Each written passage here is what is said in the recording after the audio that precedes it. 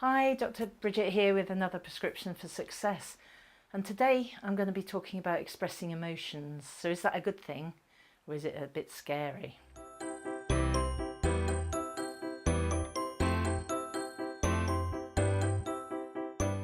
So is expressing your emotions a good thing or scary? A lot of people that I work with find expressing their emotions really quite difficult for a wide variety of reasons, often from the past, from the people that surround them, from just their beliefs, their internal beliefs. And here are some of the reasons why expressing emotions is a good thing. So if your body's under pressure, physically or mentally, then you're not actually going to get the goals that you want, and you're not going to live the life that you want or feel fulfilled. And as we know, the mind and body are connected integrally. So if your body's under pressure, then it's going to affect your physiology, it's going to affect all of your cells, and potentially can cause diseases and some physical manifestations of not expressing your emotions and being stressed.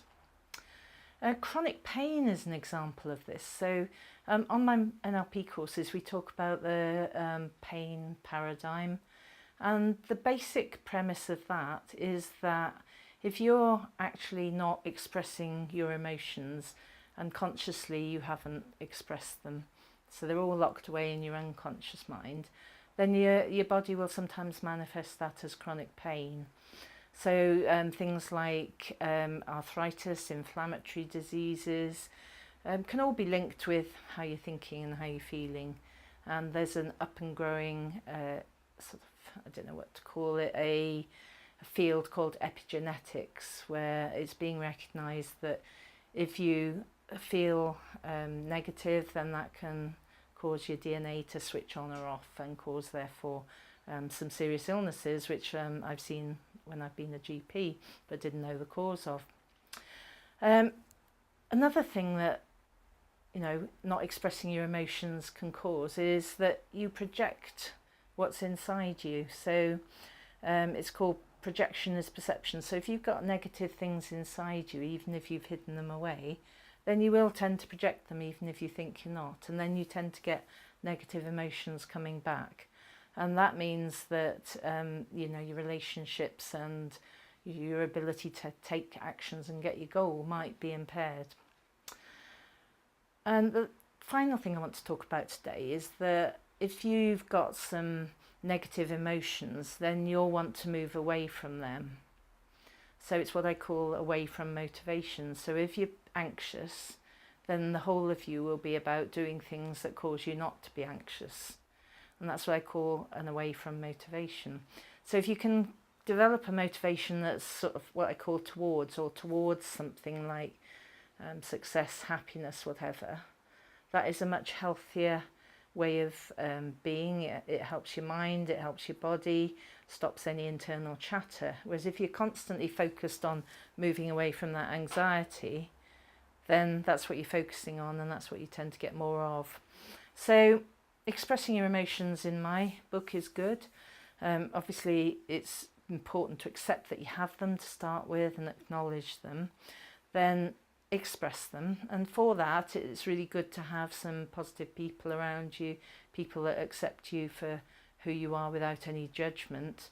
And for that, in that respect, you also need to put some boundaries around yourself. So if you're actually watching the news that's particularly negative, if you're associating with negative people, then when you express your emotions to these people, then you're not going to actually get a hugely positive response. So find some positive people. I think what you watch on television is also really interesting, because I tend to like sort of like 24-hour A&E and those sort of things. And I find myself watching these people who are upset and sad and worried. Well, I'm interested in the medical side of it. Actually pulls me down emotionally, and I tend to get sort of negative emotions, which I then keep inside and don't say anything about without realising it. So and if you've got negative emotions inside you, if you've sort of locked them away in a box, people say, oh, I've locked them away in a box, or they're the back of my mind, or I've locked them away in the wardrobe.